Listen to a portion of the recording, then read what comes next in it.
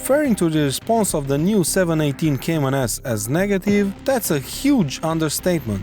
To be honest with you, I can't think of a recent car that caused such a stir between Porsche fans, and that made me want to find out if there's really substance behind the reason that purists got so upset with Porsche over this new 718.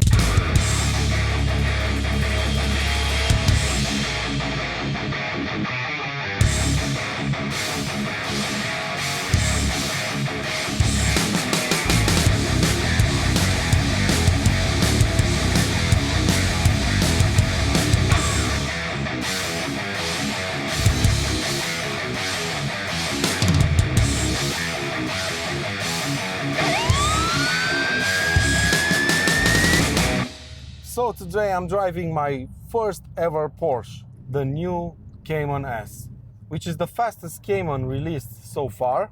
It's got a 2.5 four-cylinder engine. It's capable of producing 350 horsepower and 420 Newton meters of torque. The one we're driving now is equipped with the awesome 7-speed PDK gearbox, and it also has the Sport Chrono Pack, which means you can go from 0 to 100 kilometers per hour in just 4.2 seconds.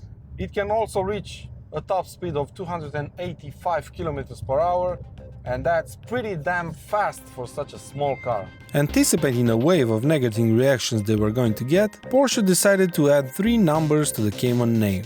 But not any numbers, but 718. A shout out to a motorsport legend. For those of you who are not very familiar with Porsche's history, the old 718 was a racing car produced by the Stuttgart brand between 1957 and 1962. It was a 570 kilograms two-seater that won the Le Mans race 2 times in its class. It also won the famous Targa Florio Rally and 2 European hill climbing championships. And even though both cars share the same name, the only other similarity between the 2 cars is that both of them have a 4-cylinder engine.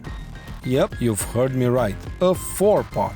And this is the reason why Porsche upset its loyal fans. Coming down from a naturally aspirated 3.4 6-cylinder engine to a turbocharged 4-cylinder will have its downsides. And the most notable one is the noise. And even though this is the first Porsche I've ever driven, I can see why they got upset.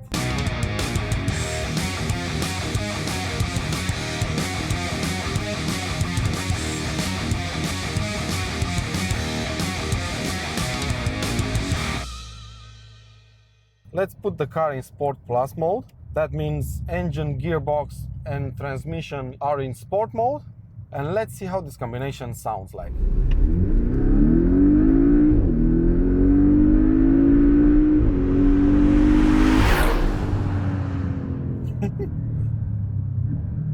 Not too bad actually, but you can't really compare it to the old one, really. And the only problem I have with this sound is the fact that the engine doesn't scream even though you can rev it up to 7,500 RPMs. It just barks like an angry bear, and that's it. There's no top-end noise to it.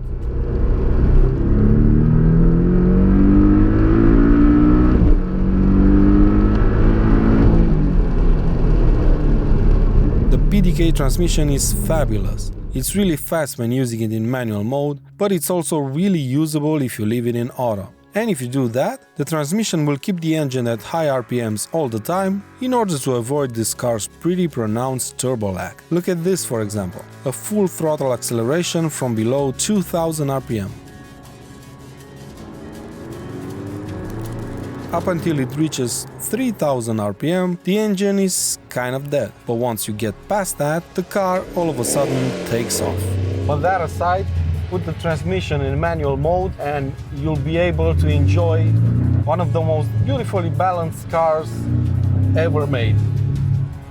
This is my first experience driving a Porsche, and I have to say, the engineers in Stuttgart really nailed the steering. It's absolutely perfectly weighted, it's very direct and very precise. You just pinpoint the car wherever you want it to go, and it goes no understeer whatsoever. And if you feel like it, you can floor it mid-corner. The car doesn't lean at all in corners, but when you push it too hard, the tail goes out in such a beautifully controlled manner that you just want to do it all the time. Can you imagine what a professional driver can do with this car if a monkey like me can drift it? It's amazingly easy to drive, and the engine is extremely powerful.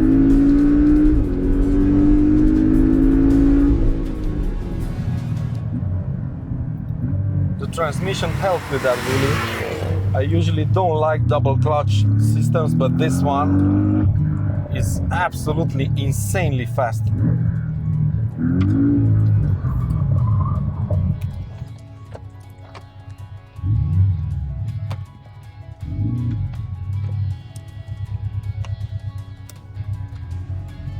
Just when I was patting myself on the back about what a good driver I am, I just spun it.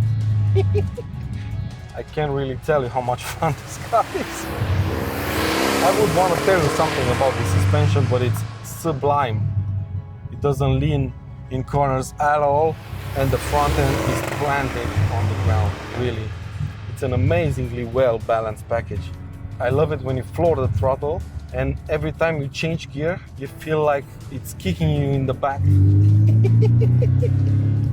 Because I was too excited about driving this car, I almost forgot to talk about the interior. It's just like a mini 911 on the inside, and everything here is just what you would expect from a Porsche. Premium materials used everywhere, excellent ergonomics, and two fabulous seats that allow you to sit very low in the car. But what I like the most about the interior is this beautiful steering wheel, which is basically a clone of the one from the 918 hybrid. And even though this car is a two-seater, the new Cayman S is quite a practical car. It has two boots basically, a 125-liter one at the front and a 275-liter one at the back. And if you combine the two together, you get a bigger luggage capacity than a VW Golf or a Ford Focus. Technology is also a big thing in the new Cayman, and the piece de resistance is the infotainment system. It's got really good graphics, and it also has a touchscreen. Be wary of the options list though, because if you're not careful, you can double the price of the car in just a few clicks.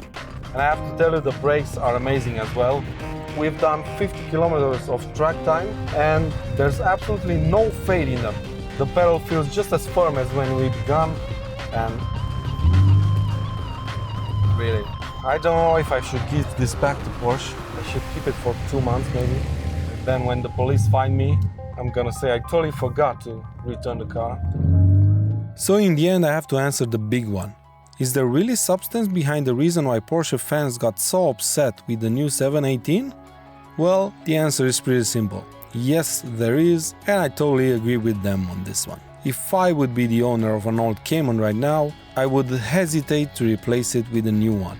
The 718 is not as special as the model it replaces, and it's not as refined either after losing 2 cylinders. But if I'm to judge this car without looking backwards, I have to say that I love everything about it. It's fast, agile and very loud. It has a fantastic chassis, and if you press one button you can transform the car into a comfortable cruiser that you can easily use every day. It pretty much is the perfect sports car in my opinion. But I want to hear your thoughts on this car, so let me know what you think about it in the comment section below. As always, if you enjoyed this video, please give it a thumbs up and subscribe to Cartoon for lots more content coming your way soon.